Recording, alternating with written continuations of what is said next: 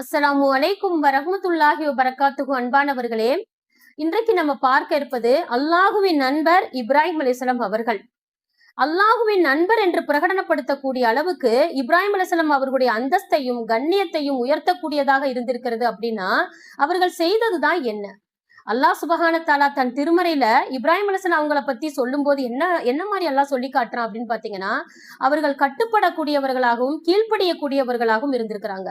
அல்லாஹுடைய கட்டளை என்று சொன்னால் கொஞ்சம் கூட யோசிக்காம அவர்கள் அதை நிறைவேற்றக்கூடியவர்களாக இருந்திருக்கிறார்கள்.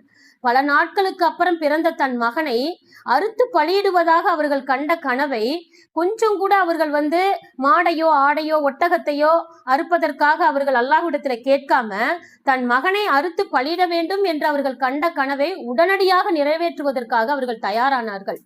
அந்த தன்னுடைய மகனும் அதற்கு தயாரானார்கள் இல்லையா? தன்னுடைய மனைவியும் அதற்கு தயாராக கூடியவர்களாக இருந்திருக்கிறார்கள். அவர்கள் குடும்பமே செய்த தியாகத்தை தான் இன்று அல்லாஹ் சுப்ஹானஹு வ தஆலா உலகமே போற்றக்கூடிய அளவுக்கு, உலகமே நினைவு கூறக்கூடிய அளவுக்கு தியாக திருநாளாக இந்த ஹஜ் பெருநாளை அல்லாஹ் ஆக்கி இருக்கின்றான். அஸ்ஸலாமு அலைக்கும் வரஹ்மத்துல்லாஹி வபரகாத்துஹு.